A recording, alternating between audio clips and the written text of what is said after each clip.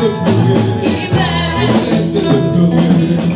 Je marche la tête haute, je saisis la victoire. Mon Père est devant moi, mon Père est mon soutien. Si tout lui appartient, alors je n'ai plus peur. Je cesse de pleurer, je cesse de pleurer. Je marche la tête haute, je saisis la victoire. Mon Père est devant moi, mon Père est mon soutien. Si tout lui appartient, alors je n'ai plus peur. Je cesse de pleurer, je cesse de pleurer. Je marche la tête haute, je saisis ma victoire. Mon Père est devant moi, mon Père est mon soutien. Si tout lui appartient, alors je n'ai plus peur. Je cesse de pleurer, je cesse de pleurer. Je marche la tête haute, je saisis ma victoire. Mon Père est devant moi, mon Père est mon soutien. Alors je n'ai plus peur, je cesse de pleurer, je cesse de pleurer. Je marche la tête haute, je saisis ma victoire. Mon Père est devant moi, mon Père est mon soutien. Si tout lui appartient, alors je n'ai plus peur. Je cesse de pleurer, je cesse de pleurer. Je marche la tête haute, je saisis ma victoire. Mon Père est devant moi, mon Père est mon soutien.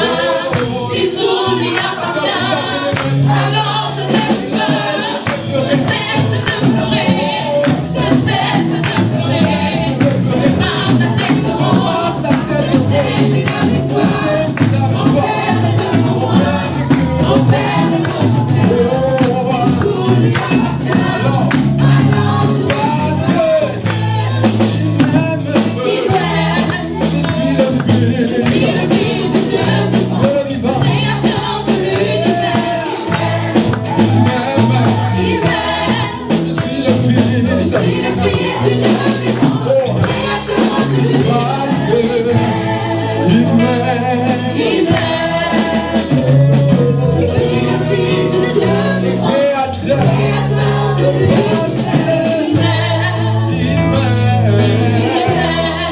Je suis le Fils du Dieu vivant.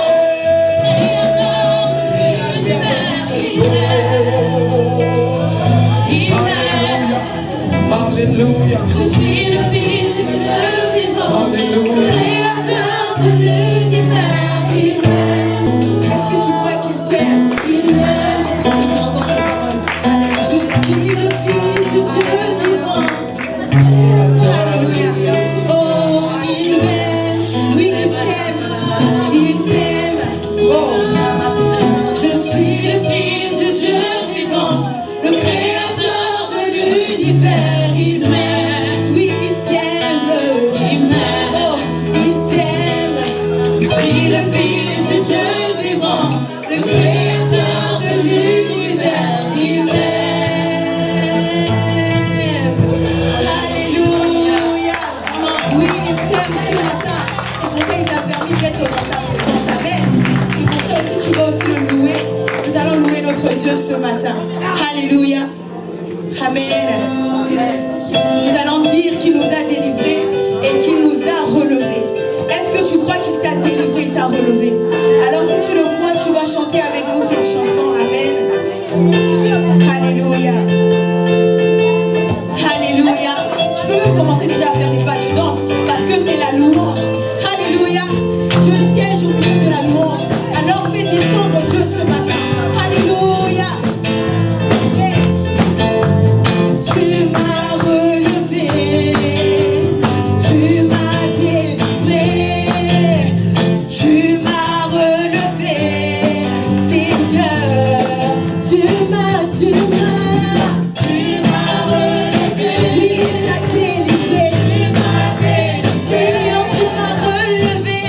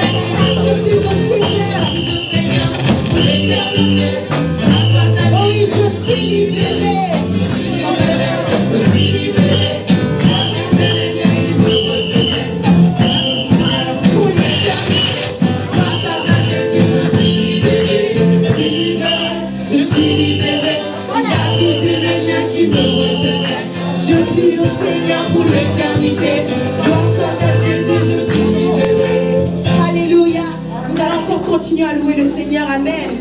Nous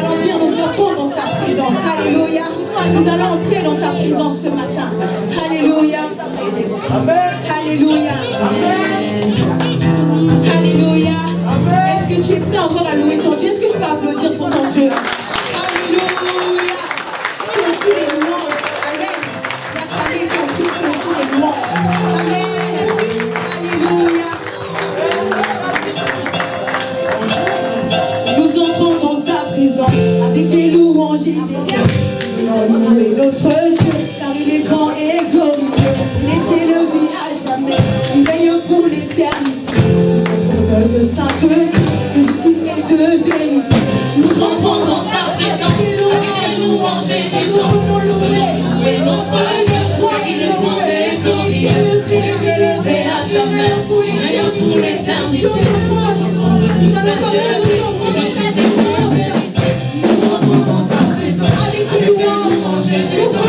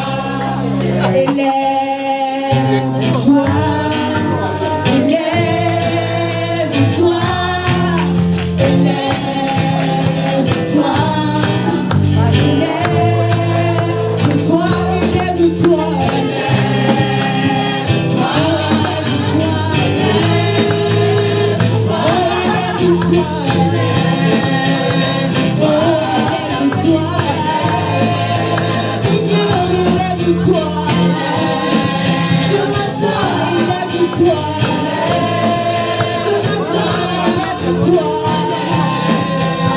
Oh, lève-toi. Oui, viens, comme sa gloire, couronner, louange. Oui, viens, roi des rois, son puissant, puissant. Oui, viens.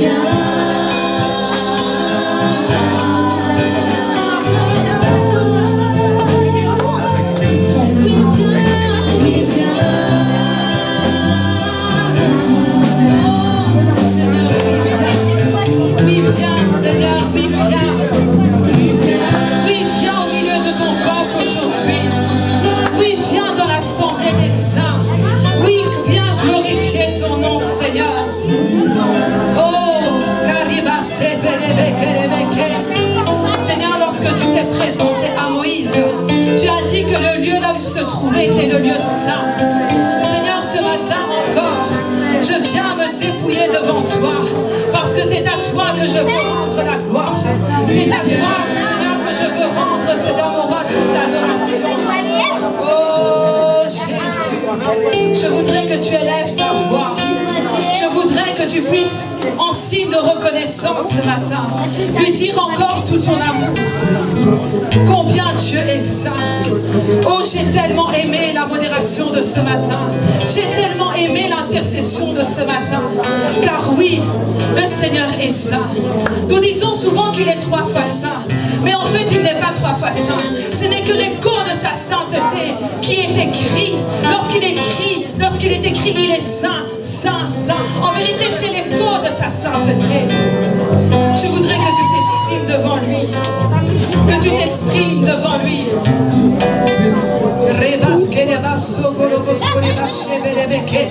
Je voudrais que tu l'adores. Je voudrais que tu l'adores. Seigneur, je voudrais, oh Seigneur mon roi, t'adorer. Parce qu'il y a quelque chose, Seigneur mon roi, que tu veux faire aujourd'hui. Seigneur mon roi, et ce n'est que, oh Dieu, Seigneur, ce n'est que par le parfum, Seigneur mon roi, de notre cœur. Parce que tu es celui qui répond au cœur. Lorsque tu as permis que le voile soit déchiré, c'est parce que, oh Seigneur, tu as donné ton cœur. Lorsqu'on parle du cœur, tu as donné ta vie. Et le voile s'est déchiré. C'est là où quelque chose s'est passé. À celui qui pourra déchirer son cœur aujourd'hui devant le Seigneur répondra favorablement. Parce qu'il veut faire quelque chose. Il veut faire quelque chose.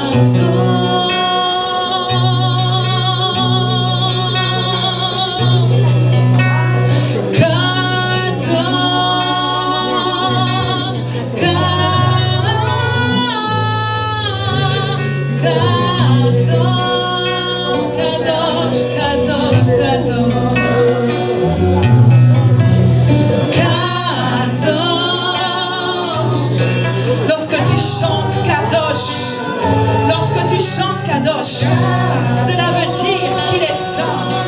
C'est la perfection même, la sainteté même, la pureté, la vérité. Il est le chemin. Il est celui qui te fait. Oh, Kadosh, Kadosh, Kadosh.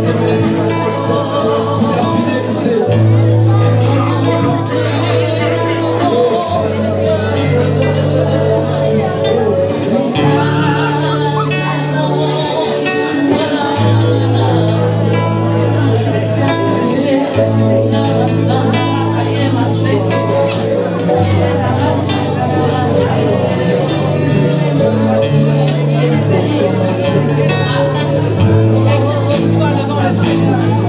Il y a quelque chose qui doit monter. Il y a de l'encens qui doit monter. Et cet encens, ce sacrifice, ce sang, cette graisse doit monter. Et ça doit monter auprès du Seigneur. Il veut voir ton cœur. Il veut toucher. Il faut que tu rentres dans le sang des saints.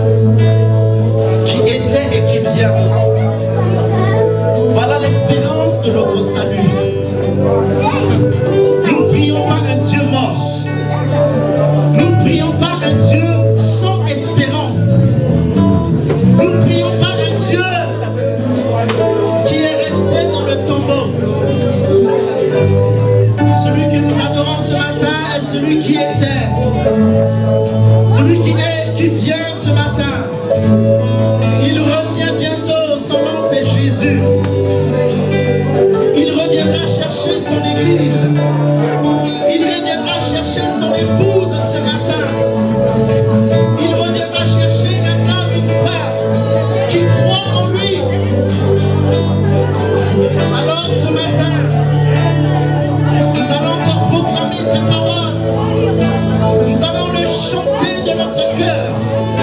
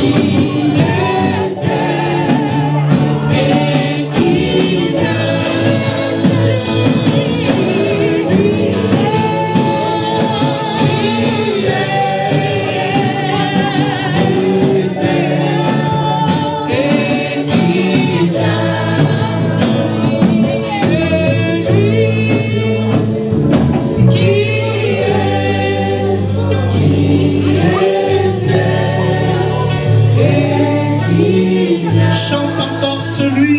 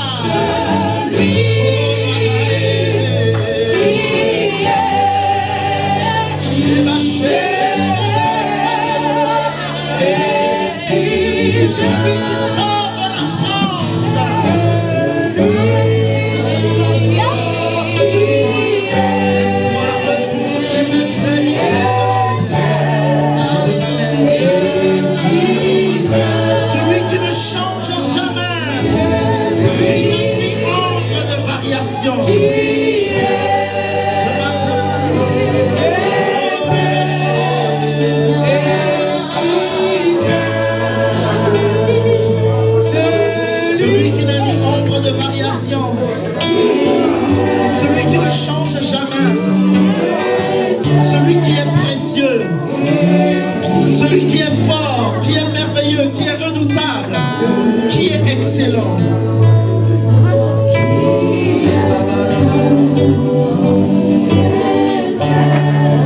Adore-le, adore-le, adore-le, adore-le, adore-le ce matin, adore-le, adore-le, adore-le.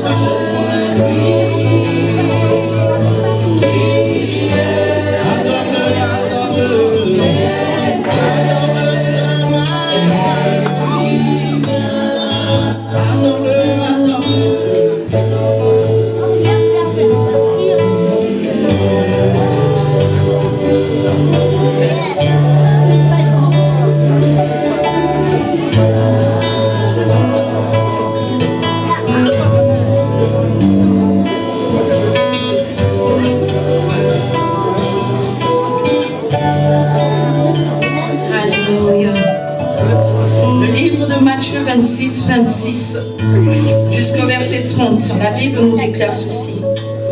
Pendant qu'il mangeait, Jésus prit du pain et après avoir rendu grâce, il le rompit et le donna aux disciples en disant: prenez et mangez, ceci est mon corps.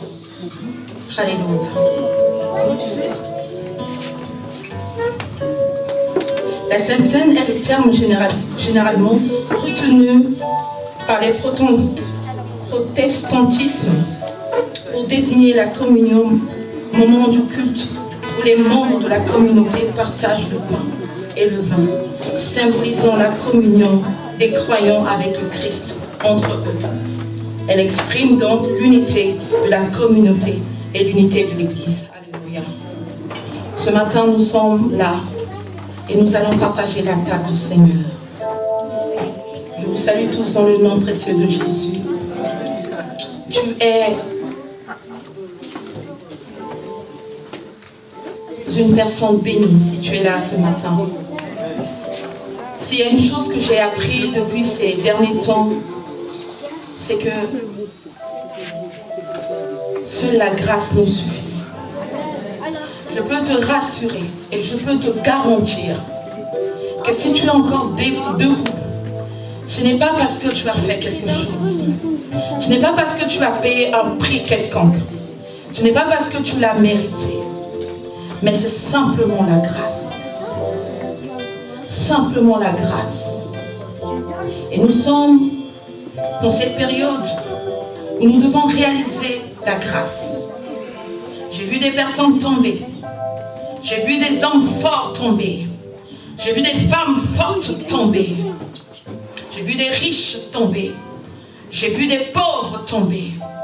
Alors quand je me réveille le matin, je réalise tout simplement que c'est la grâce qui me maintient. La grâce, pour moi, c'est comme une image. Si je dois mettre ça en image, projeter en image, je vois deux mains qui tiennent mes deux pieds et qui ne permet pas que mes pieds heurtent quoi que ce soit ou chancellent. Je ne sais pas si tu vois avec moi cette image. Mais ce matin, avant de passer à la table du Seigneur, j'aimerais tout simplement te dire, ce n'est pas parce que tu n'as pas péché. Ce n'est pas parce que tu es une personne sans péché. Parce qu'il n'y a pas, ça n'existe pas. Mais j'aimerais que tu t'approches de la table du Seigneur, tout en ayant conscience de qui tu es, de ton identité, de qui tu es. Peu importe les difficultés que tu peux traverser aujourd'hui, peu importe les moments de faiblesse que tu peux traverser aujourd'hui, peu importe le péché que tu as eu à commettre aujourd'hui, j'aimerais te dire quelque chose. Que je puis tout par celui qui me fortifie. Le sang de Jésus nous restaure.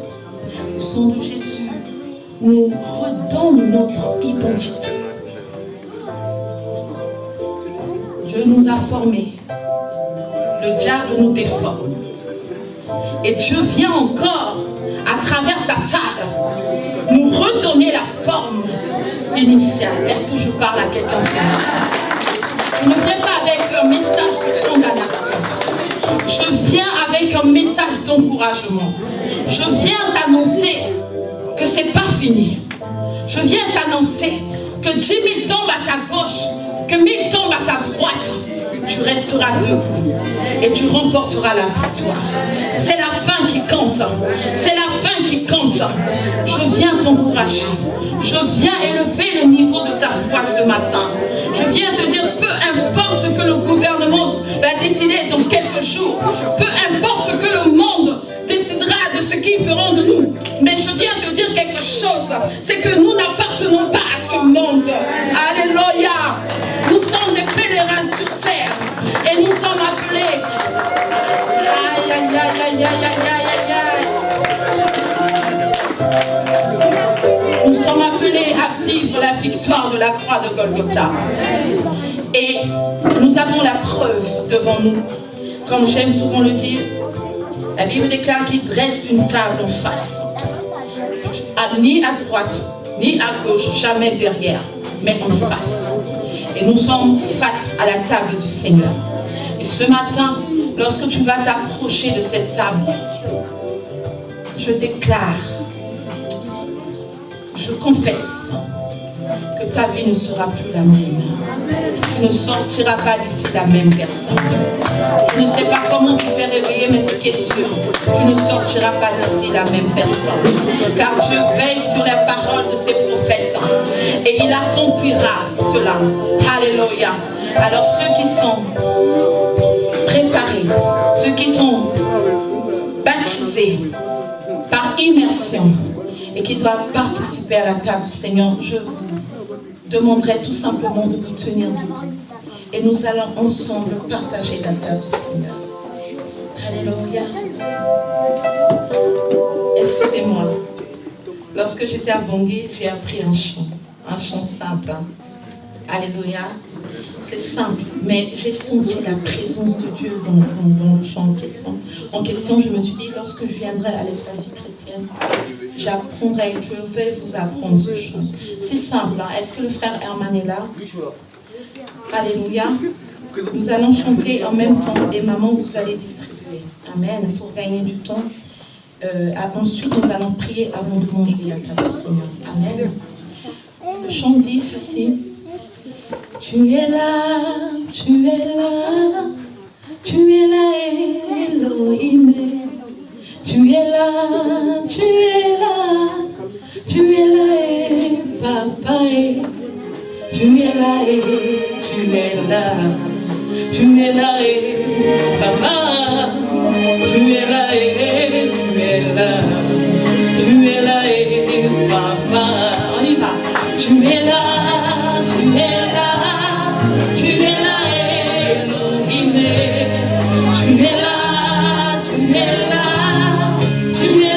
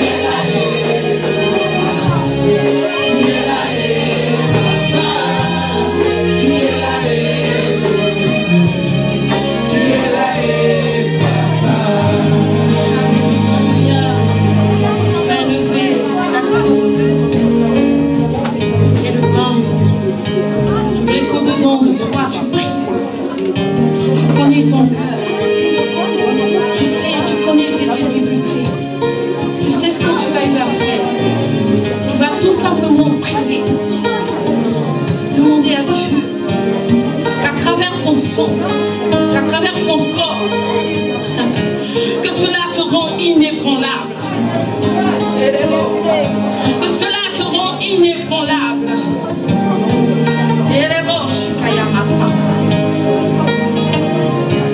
Que cela transforme et change tout ce qui est négatif en positif. Car rien n'est impossible à Dieu. Seigneur, viens nous renouveler à travers ta table, à travers ton sang, à travers ton corps, Seigneur Jésus. Seigneur, tu as dit cela, qu'à chaque fois que nous allons nous réunir, que nous devons faire cela en ta mémoire, Seigneur. Seigneur, nous sommes là tous unis d'un même cœur, d'une même pensée, Seigneur, et nous voulons accomplir ta parole. Seigneur, tu n'as pas changé. Tu es le même hier, aujourd'hui et éternellement, Seigneur. Voilà pourquoi sans plus tarder, tu vas prendre le corps. Nous allons manger. Alléluia.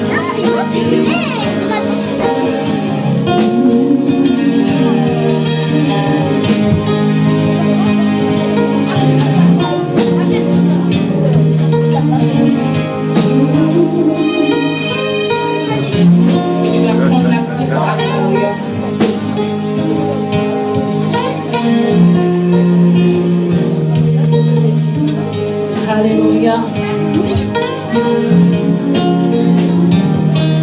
La Bible déclare que ce n'est plus moi qui vis, mais c'est Christ qui vit en moi. Et donc ce matin, je viens encore de renouveler l'alliance avec le Seigneur. Et j'aimerais te rassurer et te dire que ce n'est plus toi qui vis, mais c'est Christ qui vit en toi. Les combats de ta vie ne t'appartiennent plus. C'est Jésus qui est au contrôle ce matin. Est-ce qu'on peut acclamer le Seigneur très à toi ce matin? Est-ce qu'on peut pousser des cris de joie?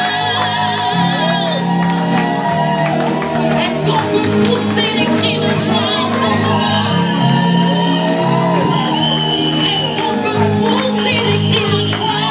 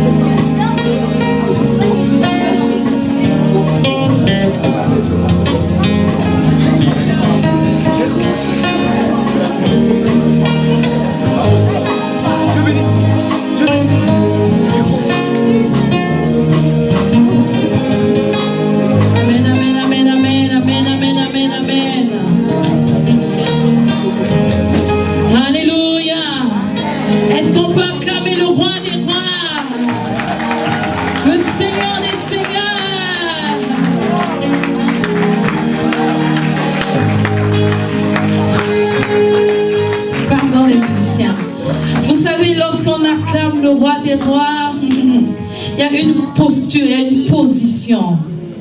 Mais je vois que vous êtes fatigués. Ce matin, nous allons nous lever pour accueillir la parole de Dieu. Pardon, il faut bouger ton voisin. Il faut bouger la personne qui a bougé de toi. Il faut te lever, hein?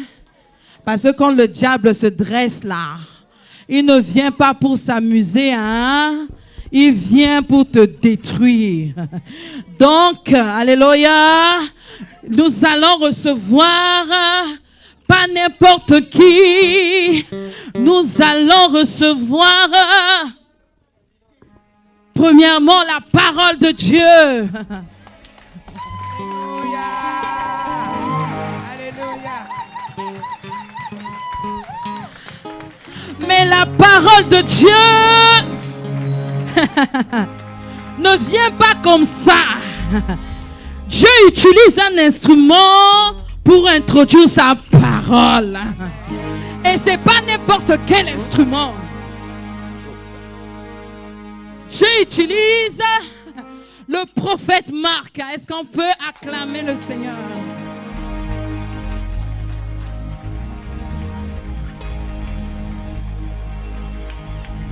Alléluia, alléluia, alléluia, alléluia, alléluia. On continue encore à acclamer le Seigneur. C'est pas 3 secondes, ni 5 secondes. On le fait. On le fait, on le fait. La joie du Seigneur est. La joie du Seigneur est. La joie du Seigneur est. Nous avons beaucoup de choses à faire ce matin. On va avancer dans le temps, mais juste avant d'aller loin, alléluia, tu peux rester, je suis content de te voir ce matin, Herman. Voilà ce qu'on va faire. La semaine dernière, nous avons prié Dieu. Nous avons demandé au Seigneur de renforcer l'homme, de faire du bien à l'homme, de lui donner du courage jusqu'à ce que sa moitié arrive. Mais il semblerait que la moitié est là. On semble que l'homme a un costume d'Afrique. Il semble que l'homme est un peu plus souriant ce matin. Oh, l'homme a un épanouissement sur lui. Est-ce que quelqu'un voit de quel homme je parle? Alléluia! Yeah!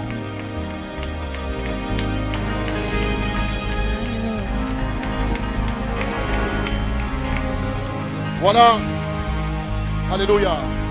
Une chose que nous avons faite qui était importante parce que nous aimons notre leader, nous aimons notre pasteur. Amen. Nous avons prié afin que le Seigneur le restaure et lui fasse du bien. Maintenant, le Seigneur nous a fait une deuxième grâce, celle de nous ramener notre sœur, notre prophétesse, notre maman à la maison. Ne soyons pas ingrats envers l'Éternel, notre Dieu. Parce qu'elle est partie d'Orléans, arrivée jusqu'à Paris. Paris, revenue à Orléans. Orléans, retourner à Paris. Ensuite, prendre l'avion, aller à Bangui, revenir à Paris, revenir à Orléans. Sans accident, sans incident, sans maladie, sans épidémie, sans contamination.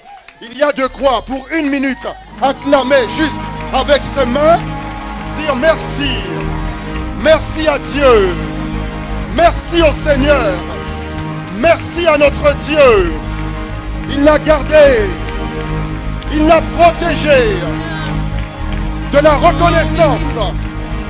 De la reconnaissance.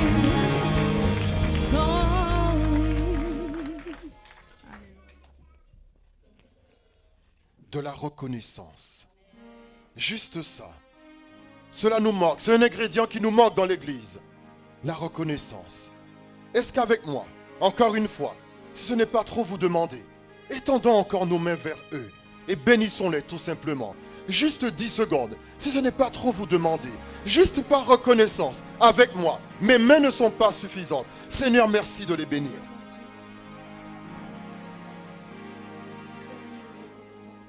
Tu nous as ramené notre sœur. Tu nous as ramené notre mère. Tu nous as ramené notre pasteur. Tu nous as ramené celle par qui tu annonces tes oracles. Tu as réuni le couple pastoral. Et nous les bénissons dans le nom du Seigneur Jésus. Et nous te disons ainsi merci. Et nous leur disons ainsi, nous vous aimons dans le nom de Jésus. Amen.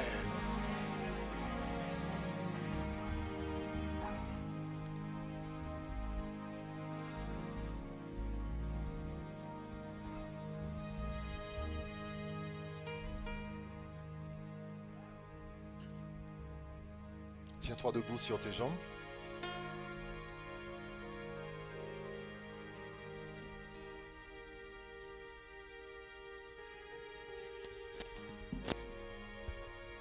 dans cette douce présence, va voir 2-3 personnes et dis-leur, je suis content de te voir ce matin. Prépare-toi à recevoir de Dieu. 2 choses. On y va, c'est parti. 2-3 personnes. Merci beaucoup. Merci beaucoup.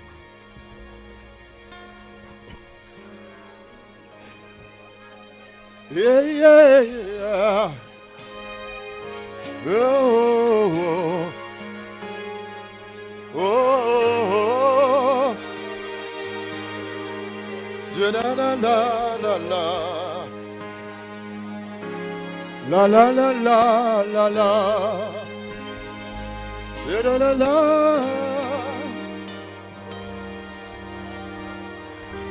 C'était quoi le chant de la chanter la prophétesse? Tu es là, tu es là, tu es là, tu es là, tu es là, tu es là, Papa, tu es là, tu es là, tu es là, tu es là, tu es là, tu es là, tu es là, tu es là, tu es là, tu es là,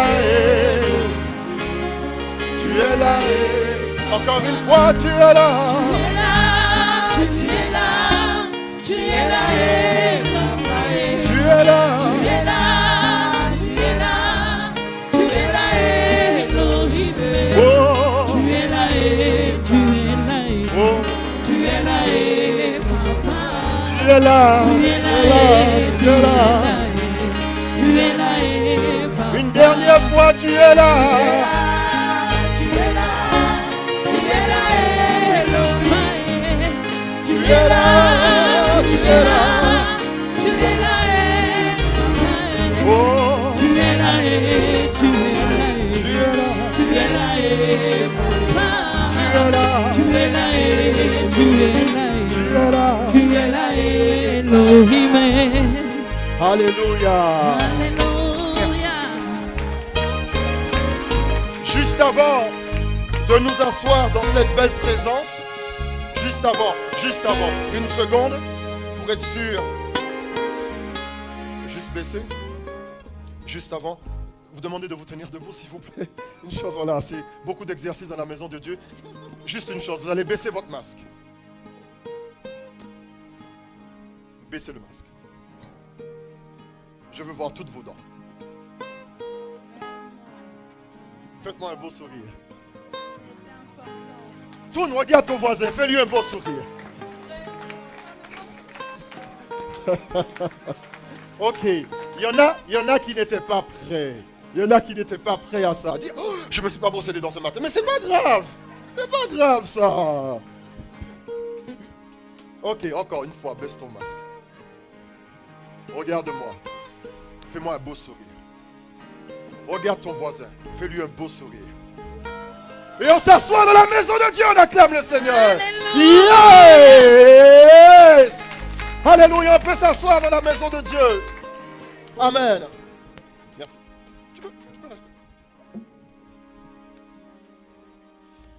C'est une grande joie, un grand privilège, comme tu veux. Si tu veux, tu restes. Si tu veux, tu peux t'asseoir comme tu veux. Okay. C'est un privilège pour moi de me retrouver encore une fois ce matin avec vous. Je suis vraiment content. Je suis vraiment content. Je remercie le pasteur pour sa confiance. Il me l'a renouvelé encore ce matin pour vous partager la parole de Dieu. Je suis content de vous voir. Est-ce que tout le monde m'entend bien? Est-ce que ça va? Amen. Ok.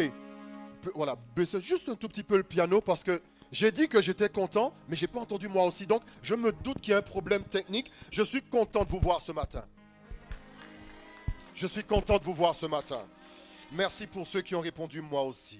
Que Dieu vous bénisse. Et inévitablement, je suis content de revoir la prophétesse Inès dans la maison de l'Éternel. C'est un plaisir de la voir radieuse auprès de son époux. Que Dieu les bénisse tous les deux. Amen. Étant donné que nous avons des choses à continuer, je ferai de mon maximum pour vous donner ce que j'ai, afin que le message soit complet. Amen. Je veux juste savoir qui a été béni la semaine dernière. Alléluia. Alléluia. Le Seigneur nous a fait du bien par sa parole. Et c'est bien aussi que nous puissions continuer ensemble. N'oubliez pas, je vous souhaite la bienvenue à Espace Vie Chrétienne. Et ceux qui nous regardent en vidéo, soyez bienvenus dans cette assemblée. Que Dieu bénisse ceux qui nous regardent par Facebook et par YouTube et par les autres moyens des réseaux sociaux. Une chose importante, c'est qu'à Espace Vie Chrétienne, nous prenons des notes lorsque nous assistons au culte parce que nous savons que même si nous sommes jeunes, mais la mémoire parfois nous fait défaut et le diable aussi, il est là et il rôde tentant de nous faire oublier les choses essentielles que nous avons entendues au culte. Donc il est très important de ne pas avoir une confiance à 100% dans notre capacité à retenir les choses, mais prenons des notes afin que demain cela nous serve. Amen. Est-ce que quelqu'un me donne un beau amen? C'est à partir de cela que je saurai si j'avance ou si je m'arrête. Alléluia. Lorsque tu écris, lorsque tu graves la chose, tôt ou tard, elle reviendra vers toi. Amen. Ce que tu écris doit te pousser à l'action. Amen.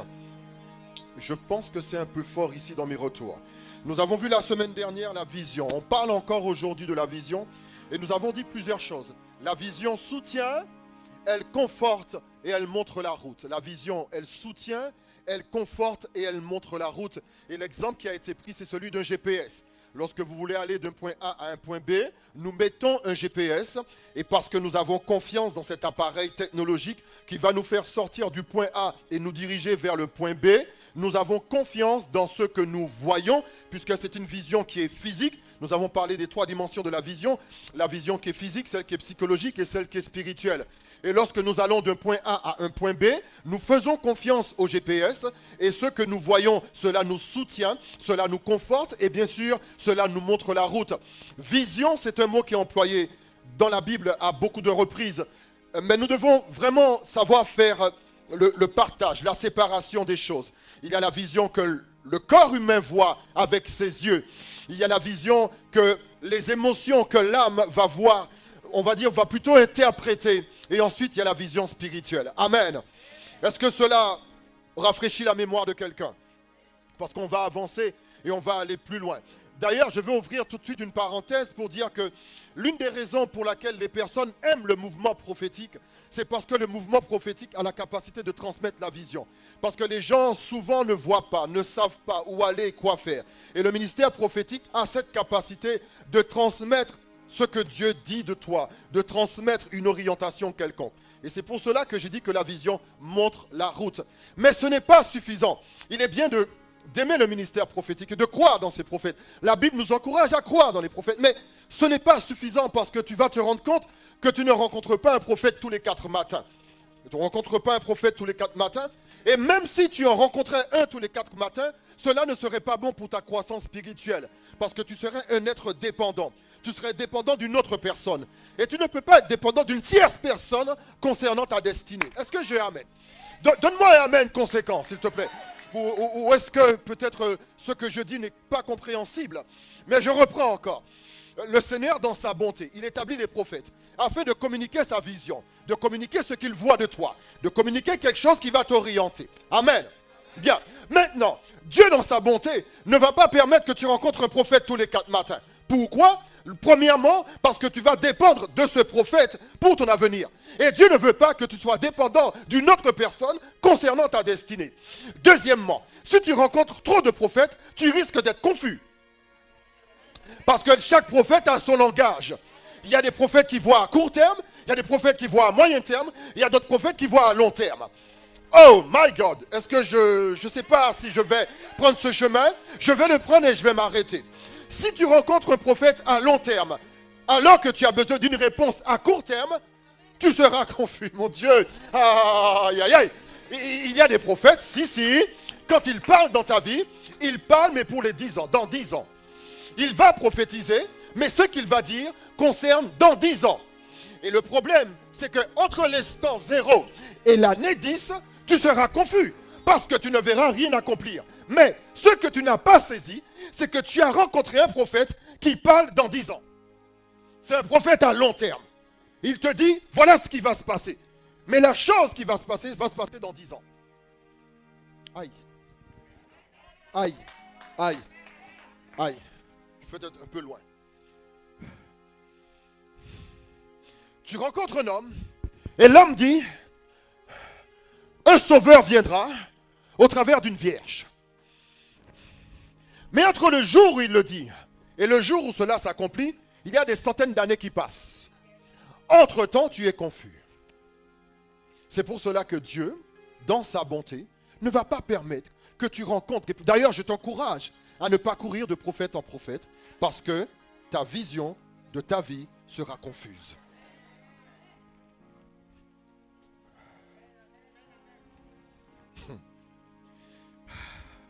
Nous avons vu une chose que dans Osée chapitre 4 verset 6, la Bible dit, mon peuple périt par manque de connaissance.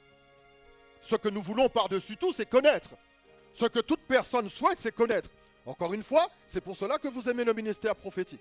Parce que le ministère prophétique va vous permettre d'avoir un aperçu, va vous permettre de connaître plus. Et la Bible dit que lorsque tu ne connais pas, tu péris. Une autre parole dans Proverbes au chapitre 29 verset 18, la Bible nous dit, par faute de vision, le peuple est sans frein. Il y a une autre version qui dit, par manque de révélation, le peuple est sans frein. Donc tout dépend de la Bible que vous avez. Une Bible vous dira par manque de révélation. Mais le mot révélation, c'est le mot shazaun, c'est la même chose que vision. C'est exactement le même mot, vision. Et par manque de vision, le peuple est sans frein.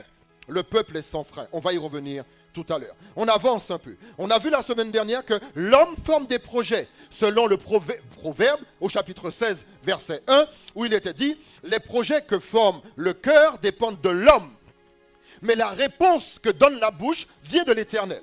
On a vu tout ça la semaine dernière. Je fais juste un rappel afin que nous puissions aller plus loin. Les projets sont le mot marak qui signifie arrangement, plan, préparation. Donc, le Seigneur nous a dit la semaine dernière que vous et moi, nous avons le droit de rêver et nous avons le droit de faire des plans et des préparations concernant notre vie. Rappelez-vous que nous sommes trois parties, esprit, âme et corps. Nous sommes un esprit qui habitons dans un corps et nous avons une âme. Et la chose que nous avons vue, c'est que souvent, nous donnons beaucoup plus d'intérêt à l'esprit et au corps, mais pas suffisamment à l'âme. Je sais que nous sommes des hommes spirituels, nous savons cela, mais lorsque notre corps vient à l'église et que notre corps danse, et que notre corps mange, et que notre corps boit et qu'il dort, c'est une chose que nous lui donnons.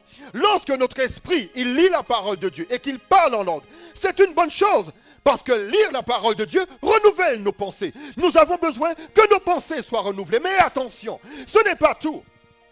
Parce que lorsque tu lis la parole de Dieu, souvent, tu vas avoir le général de Dieu. Mais tu n'auras pas forcément le spécifique. Par exemple, lorsque tu dois te marier, le Seigneur ne t'a jamais dit de prendre une blanche, une noire, une jaune, une bleue, une grosse, une mince, une grande, une courte. Dieu ne te l'a jamais dit. Mais par contre, il te dit, prends une femme vertueuse,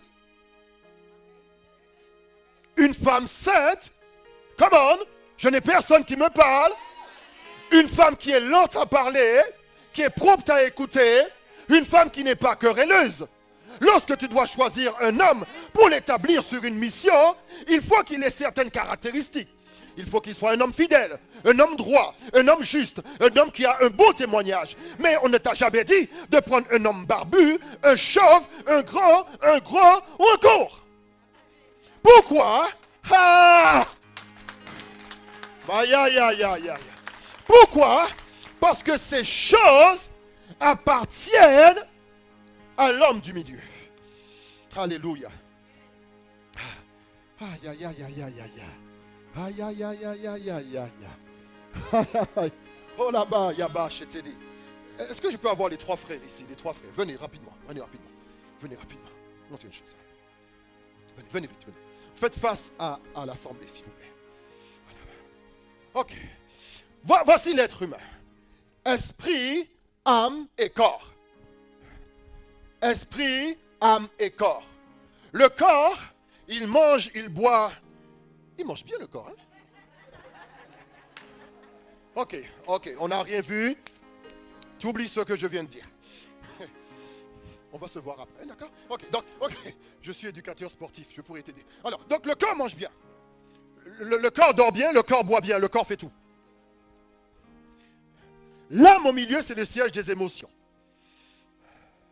les inclinaisons, les tendances.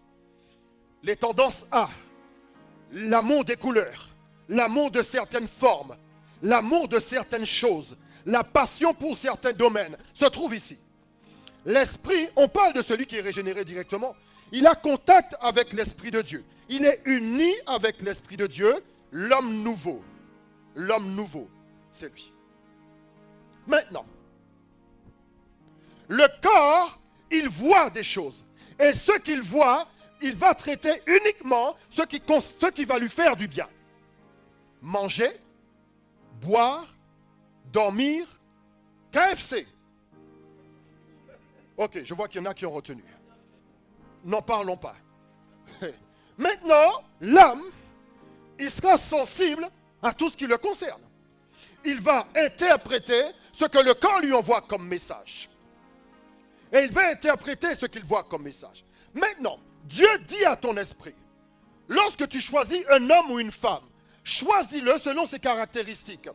Droit, humble, doux, prompt à écouter, lent à parler, saint, qui aime Dieu et toutes ces choses. Il envoie le message à qui? Il envoie le message à qui? Il envoie le message à l'âme. Maintenant, l'âme, il n'a jamais dit à l'âme, prends un grand, un court, un mince. Non, il va laisser l'âme traiter ça. Pourquoi? Parce que l'âme a ses tendances, l'âme a ses inclinaisons, l'âme a ses préférences. L'âme aime les grands, l'âme aime les minces, l'âme aime les rondes, l'âme aime les... tout ce que vous voulez. Et c'est à l'âme qu'il va donner la responsabilité de traiter ces choses-là. Vous devez comprendre une chose. Dieu ne fera jamais des choix à votre place.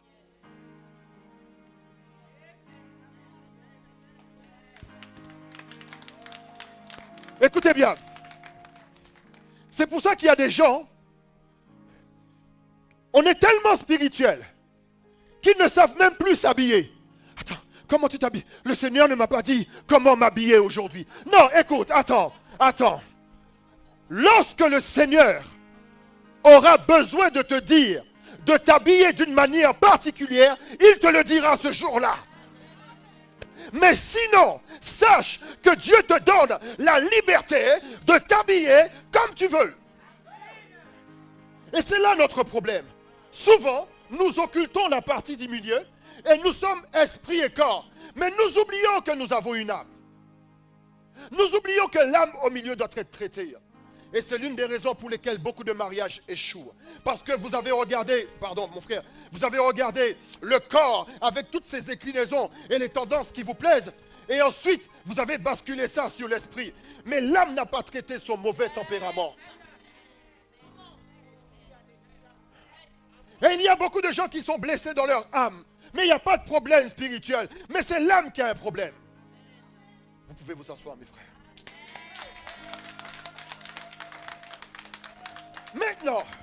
Maintenant, écoutez-moi bien.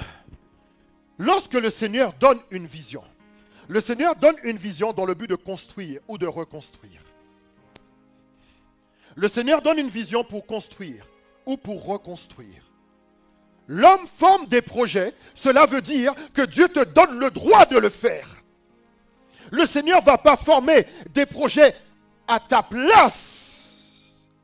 Il dit, tu formes des projets. Oh la baba, chéké. La Bible dit que l'homme forme des projets, mais les plans de l'Éternel se réalisent. Ça veut dire quoi? Ça veut dire que le projet de construire, tu l'as, mais pour avoir le plan, c'est Dieu qui te le donne.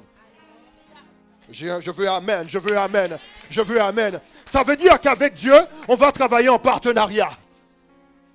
Tu n'as pas saisi. Je veux construire, Seigneur. Je veux avoir un champ. Je veux avoir une entreprise. J'aimerais. Et tu vas voir le Seigneur. Et le Seigneur te communique un plan. C'est pour cela que la Bible dit que l'homme forme des projets, mais seuls les plans de l'Éternel. Donc, il faut que quelqu'un fasse le projet et il faut que quelqu'un donne les plans. Si tu veux construire ta maison, qu'est-ce que tu fais? Tu te lèves un matin, tu en parles avec ta femme ou ton mari ou tout seul, ou tes enfants. Et tu dis, j'aimerais construire une maison. Et tu vas voir un homme qui s'appelle un architecte. Est-ce que tu penses qu'en arrivant chez lui, tu pourras juste lui dire « Bonjour, monsieur l'architecte, je veux construire une maison ». Ce n'est pas suffisant pour lui. Il faut que tu lui donnes des informations. Il faut que tu lui expliques ton projet. Il faut que tu lui dises « J'aimerais, dans ma maison, par exemple, qu'il y ait un sous-sol. J'aimerais qu'il y ait, mettons, une chambre haute, où j'aimerais pouvoir circuler librement, où j'aimerais que, lorsque mes invités viennent, qu'ils puissent me voir dans la cuisine en train de cuisiner. » Et là, tu expliques ton projet. Lorsque tu expliques ton projet à l'architecte, en fonction de cela, il va prendre une feuille, il va prendre un crayon, et il va dessiner un plan. Parce que si c'est toi qui fais le plan de ce que tu imagines, même moi, je ne viendrai pas manger chez toi. Parce qu'il faudrait que je regarde le toit, parce que le toit, il va tomber à un moment ou à un autre. Pourquoi? Parce que tu n'es pas architecte. Mais tu as la capacité de rêver. Et quand tu as la capacité de rêver, tu vas voir quelqu'un qui peut mettre en image le rêve que tu as eu. C'est à ce moment qu'on se dirige vers la réalisation.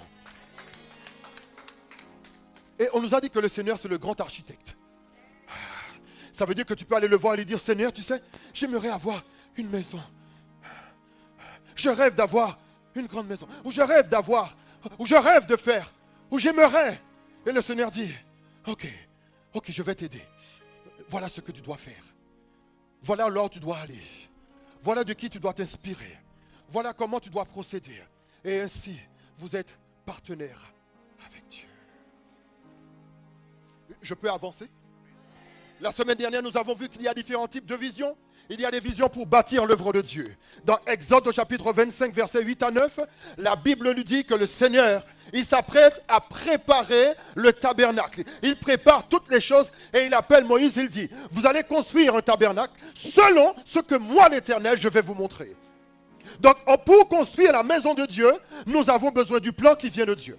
La deuxième chose, pour construire sa propre maison. Luc 18, est-ce que je peux la voir rapidement? Luc 18, 14. On est dans les temps. Luc 18, 14. Est-ce qu'au niveau de la technique, je peux avoir ça? Luc 18, 14. Parce que c'est très intéressant. Oui ou non? Oui? Si c'est oui, on y va rapidement. Luc chapitre 18, verset 14. Si quelqu'un l'a trouvé, oh yes.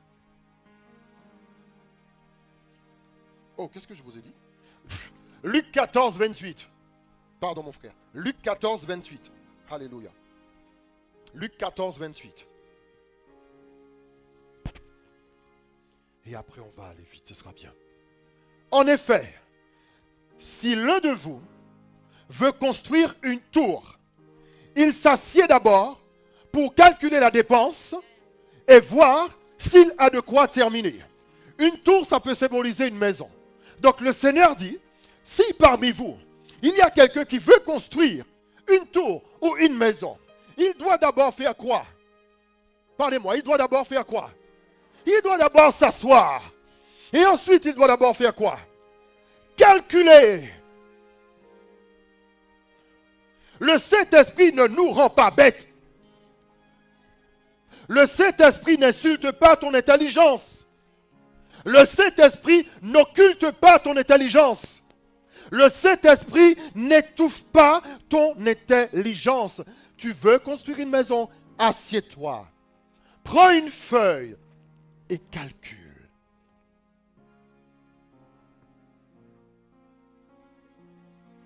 Tu veux que tes enfants fassent de grandes études? Assieds-toi. Prends une feuille et calcule. Mais prophète, il a un mois. Assieds-toi. Prends une feuille et calcule. Mais prophète, l'enfant n'est même pas à l'école. Assieds-toi. Si tu ne le fais pas maintenant, tu ne le feras jamais. Il ne sera jamais le temps, jusqu'au jour où le temps arrivera, de lui dire, mon fils, ma fille, j'ai toujours voulu que tu fasses de grandes études. Voici, tu pourras aller à Paris. Tu pourras aller à l'université Paris 5. Et les frais sont payés. Parce que alors que tu n'avais qu'un jour, je me suis assis. Et j'ai calculé. My God, je pensais que quelqu'un ici me dirait merci. Écoutez, c'est pour cela où c'est par le manque de ces choses que nous mettons de génération en génération des enfants qui sont pauvres de destinée. Vous croyez que les études de nos enfants vont se faire uniquement sur Shabalabala? Non, honnêtement, est-ce que vous croyez que ceux qui sont à la Sorbonne, il n'y en a même pas 0,0005% des gens qui ont parlé en langue pour qu'ils soient là? Il y a une chose qu'ils ont faite. Ils ont fermé la bouche, ils se sont assis, ils ont pris une feuille et ils ont calculé.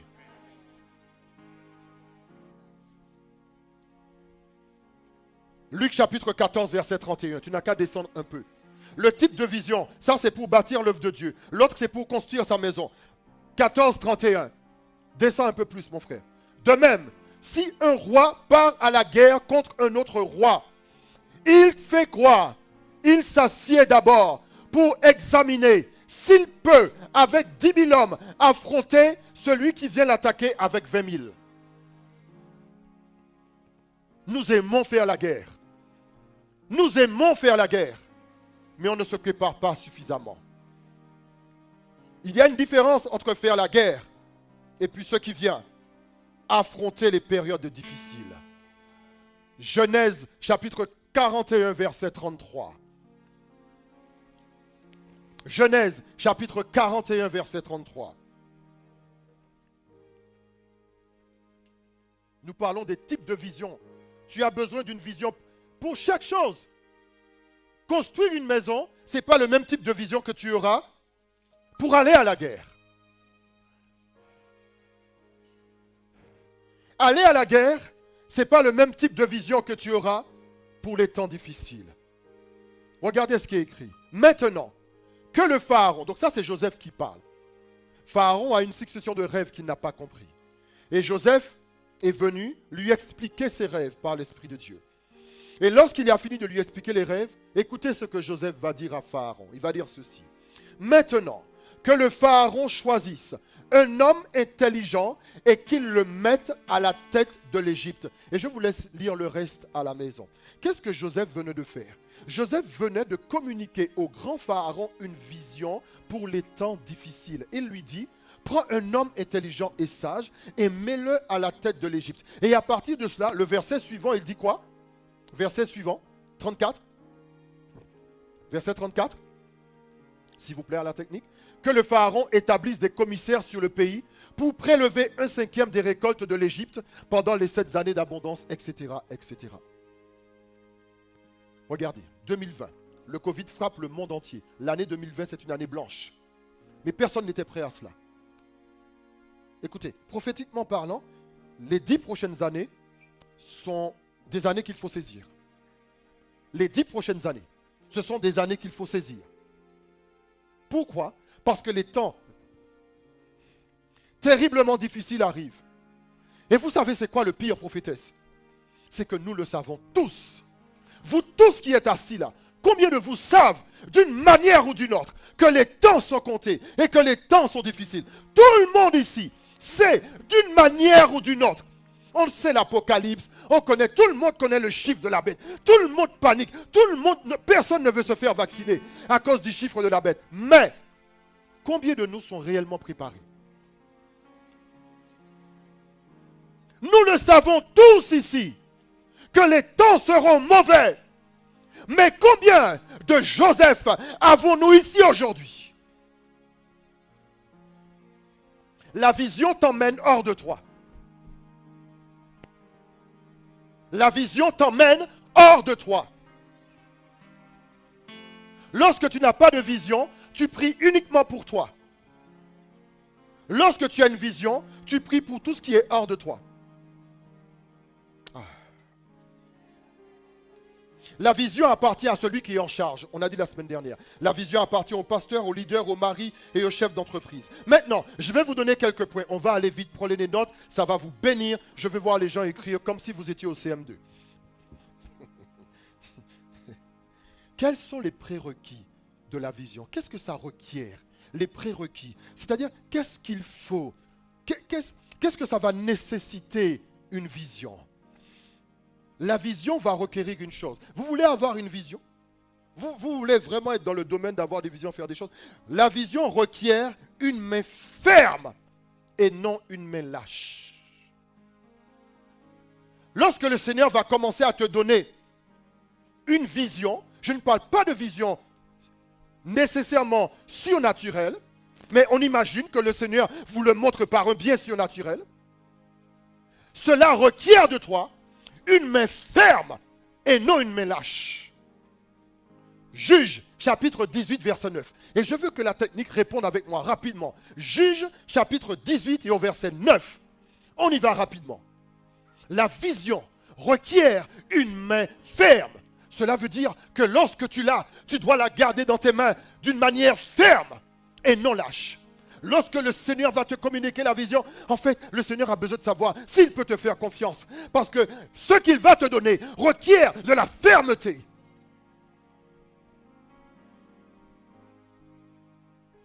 Écoutez, regardez ce qui est écrit. Comment, ici, comment, on a vu, hein, comment vous restez sans rien faire? Ne faites pas preuve de paresse pour vous mettre en marche afin d'aller prendre possession de ce pays. Pour que tu puisses prendre possession de ce que le Seigneur te donne, il ne faut pas que tu sois paresseux. Et avoir une vision ne va pas enlever le travail. Au contraire, avoir une vision va te donner plus de travail. La vision requiert de l'endurance. Il ne faut pas lâcher. Il faut courir avec la vision. Il faut marcher avec elle jusqu'à ce qu'elle soit accomplie. La vision va te demander de l'endurance. Tu veux savoir quoi faire demain. Tu veux savoir quelle orientation prendre dans ta vie. Le Seigneur va te donner. Le Seigneur va te montrer. Mais cela requiert de la fermeté. Cela va te demander d'être ferme et de ne pas être paresseux. Ensuite, cela va te demander de l'endurance. La vision requiert de l'endurance.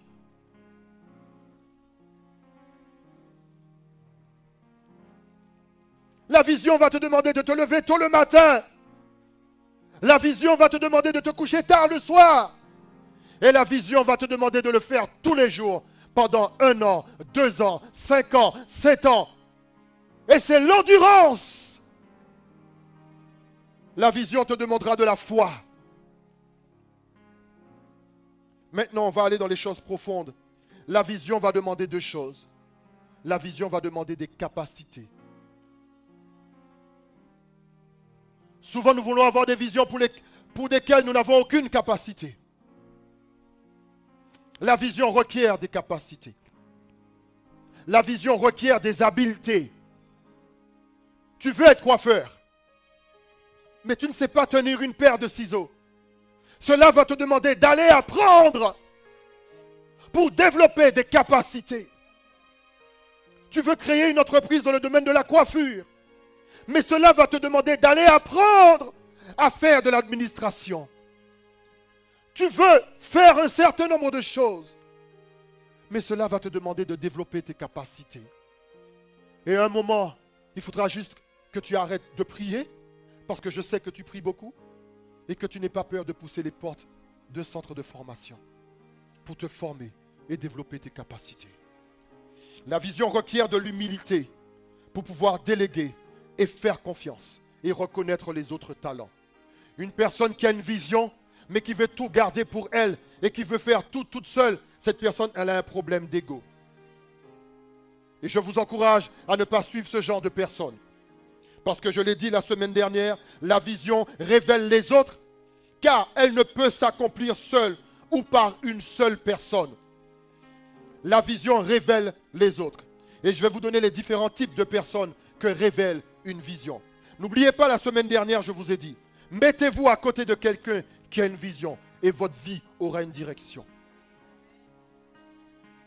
Premièrement, la vision révèle les visionnaires. Les visions révèlent les visionnaires. Tout le monde ici n'est pas visionnaire, où chacun a une vision pour un domaine particulier. Mais il y a des gens qui vont se lever et qui auront une vision pour l'œuvre de Dieu. C'est le pasteur Syriac. La vision révèle le visionnaire. Ensuite, la vision, dans le cas de la Bible par exemple, quand je parle de visionnaire, ça révélait Moïse. Dans tout le peuple d'Égypte qu'il y avait, un homme s'est levé, un seul. Dieu a suscité Moïse, le visionnaire. Ensuite, la vision va révéler les encadrants. Par exemple, dans le cadre du mariage, nous savons que le chef de famille, c'est l'époux. Mais son épouse se tient à côté de lui comme une encadrante. Cela veut dire que la parole de papa a de la valeur, mais la parole de maman a aussi de la valeur. Et la vision révèle les encadrants. Les encadrants sont les personnes qui vont aider directement le visionnaire à appliquer ce qu'il a reçu de Dieu.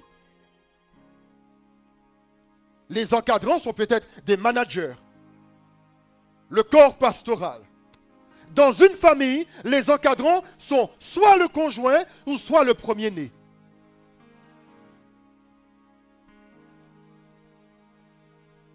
Tu es le premier-né de ta famille. Tu es un encadrant. Pourquoi? C'est toi qui vas aider papa et maman à porter la vision dans la maison. Lorsque papa et maman ne seront plus là, c'est l'aîné qui va porter la vision.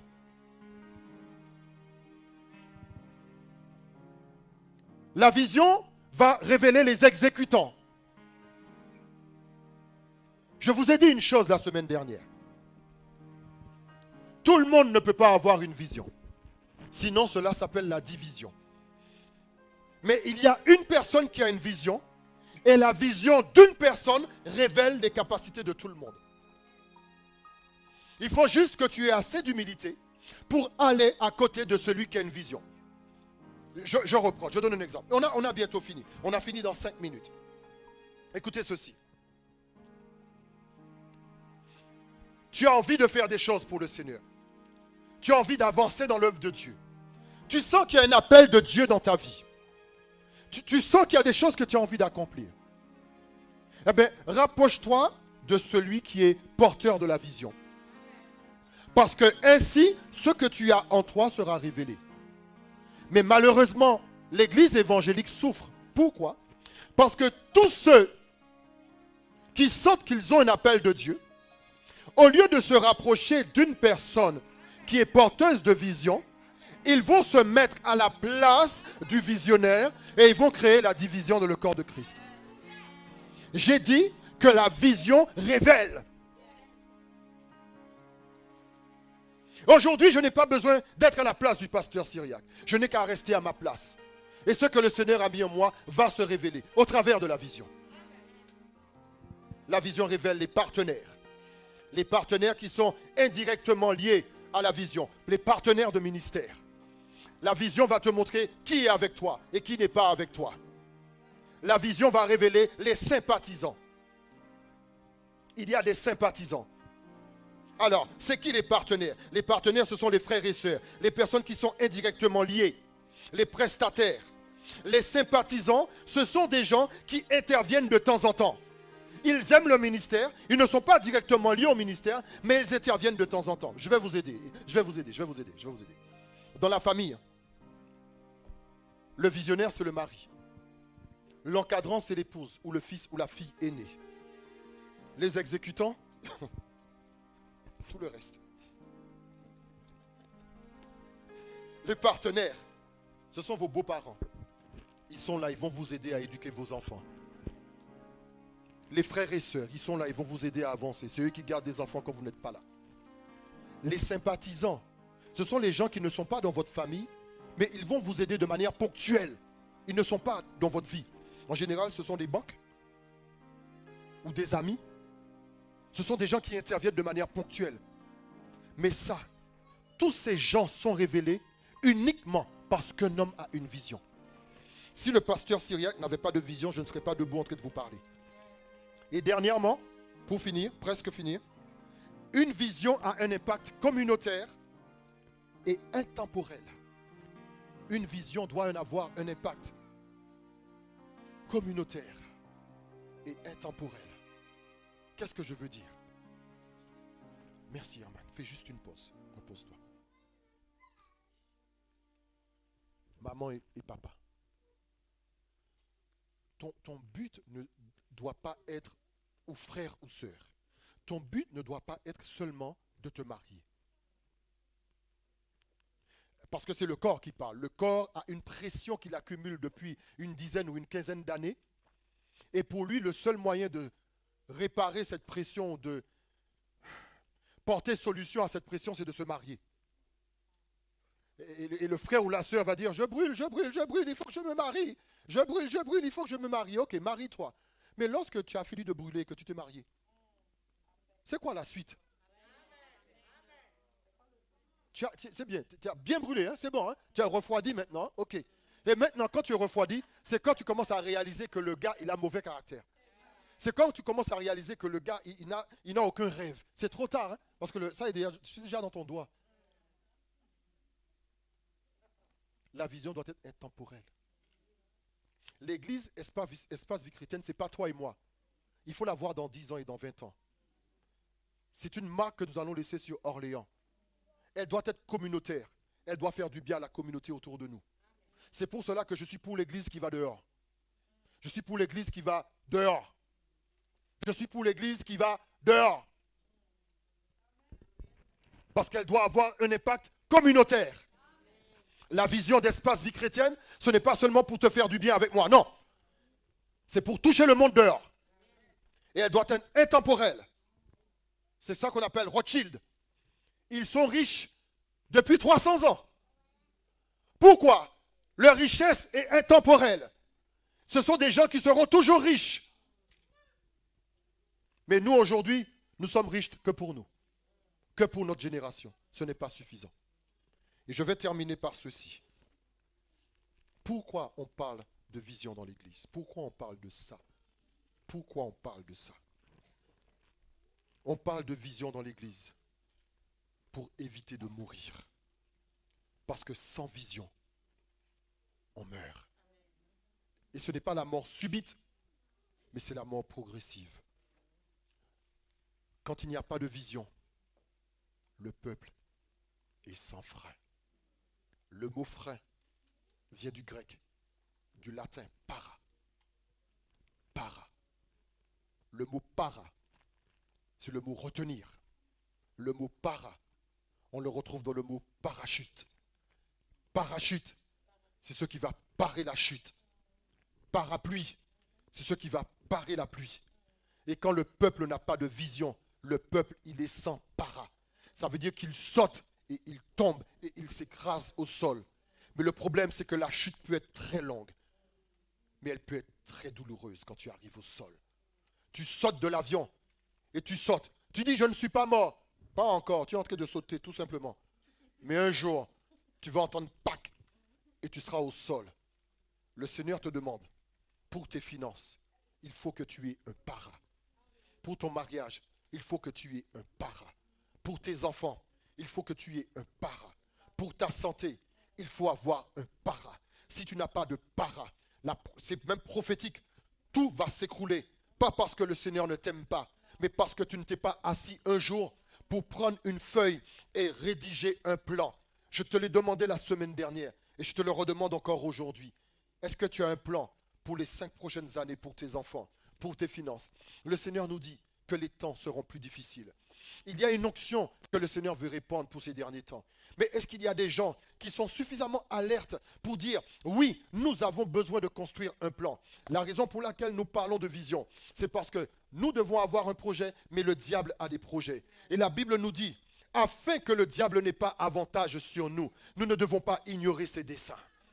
Si nous ignorons les plans du diable, le diable aura toujours avantage sur nous. C'est la raison pour laquelle, lorsqu'il y a eu Covid-19, tous les chrétiens étaient dans leur maison en train de pleurer. Parce que personne n'avait vu cela venir et personne n'avait une vision. Mais aujourd'hui, fort de cette expérience, je vous demande dans le nom de Jésus que cela ne vous arrive plus jamais et que cela ne nous arrive plus jamais. Que chacun de nous rentre dans sa maison, qu'il s'asseye, qu'il ferme sa bouche, qu'il prenne une feuille et qu'il construise un plan. Parce que dans 10 ans, les paroles que je vous dis aujourd'hui vont résonner dans votre esprit et vous n'aurez que vos yeux pour pleurer en disant, Seigneur, pourquoi n'avons-nous pas écouté le prophète Marc lorsqu'il nous a incités à construire une vision pour demain. Le Seigneur ne veut pas que nous venions chauffer les bancs, mais le Seigneur veut que nous venions et que notre esprit soit suffisamment alerte pour prendre sa parole, pour l'envoyer à notre âme et que notre cœur agisse. Arrêtons de venir seulement exciter notre esprit, mais nous devons construire des choses. Et nous devons construire demain. Et peu sont les chrétiens qui construisent. Nous sommes des chrétiens qui détruisons par notre langue au lieu de construire les choses. Nous n'avons jamais été réputés pour ceux qui construisent, mais nous sommes réputés pour des paresseux, pour des gens qui font des cultes. Nous sommes réputés pour les choses qui sont mauvaises, mais nous ne sommes pas réputés pour des gens qui construisent. Il y a une onction des derniers temps et je crois que cette onction, c'est celle qui reposait sur Joseph. Le Seigneur veut susciter des Joseph. Le Seigneur veut lever des Joseph, des personnes qui iront voir Pharaon par l'Esprit de l'Éternel et qui diront, je vois, voici ce que je vois pour les 3, 4, 5 années à venir. Est-ce qu'il y a quelqu'un qui dit, Seigneur, je veux l'onction qu'il y a sur Joseph? Et le Seigneur te dit aujourd'hui, il y a plus que l'onction qu'il y avait sur Joseph. Il y a plus que l'onction qu'il y avait sur Joseph. Que Dieu te bénisse, maman, au centuple, qu'il ouvre tes yeux et qu'il te montre de nouvelles visions pour tes enfants et pour les générations futures, dans le nom de Jésus. Est-ce qu'on peut se tenir debout? Est-ce qu'on peut se tenir debout? Que Dieu te bénisse, maman. Est-ce qu'on peut se tenir debout?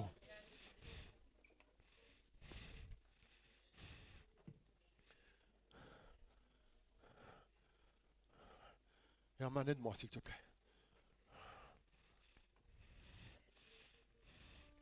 Nous ne construisons pas. Pas trop fort? Pas trop fort. Nous subissons. Pourquoi? Nous ignorons les desseins du diable. Nous ignorons les desseins de Dieu.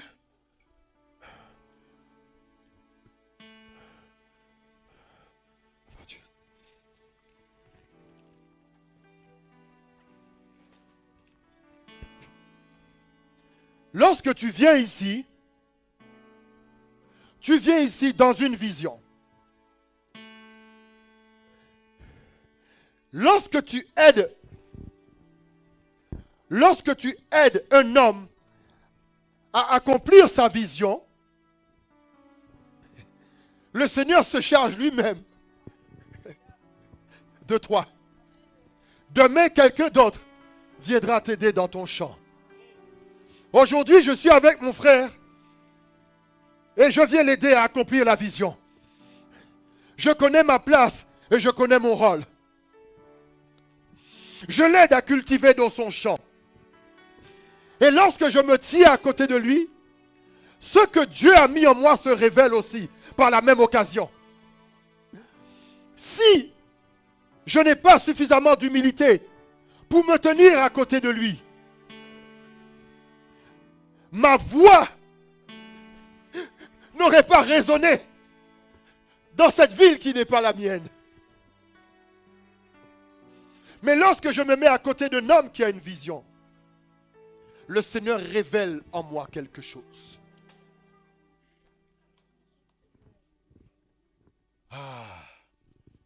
Quelqu'un lève les mains au ciel, dit Seigneur, dis-le Seigneur, donne-moi une vision. Change ma manière de voir. Ouvre mes yeux. Lorsque tu n'as pas de vision, il faut demander au Seigneur une. Pourquoi on n'a pas de vision? Demande au Seigneur, aide-moi. Aide-moi. Et je prie que le Seigneur libère des personnes aujourd'hui.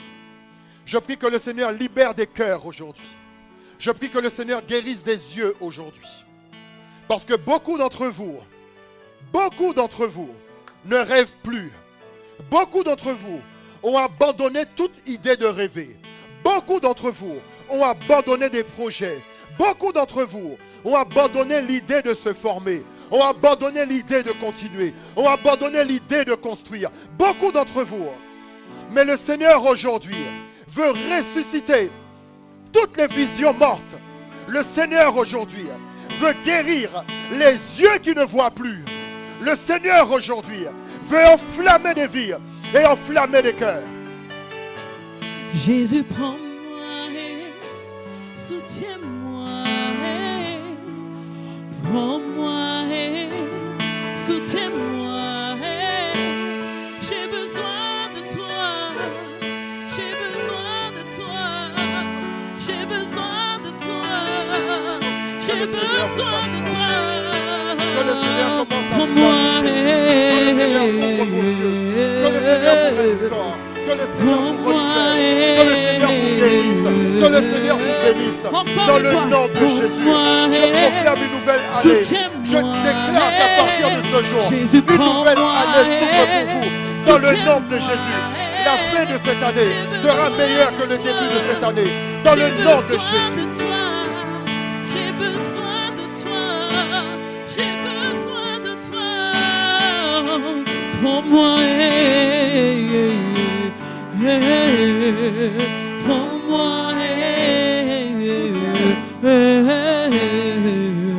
prends-moi soutiens-moi. Jésus, prends-moi soutiens-moi. Oh, j'ai besoin de toi. J'ai besoin de toi. J'ai besoin de toi.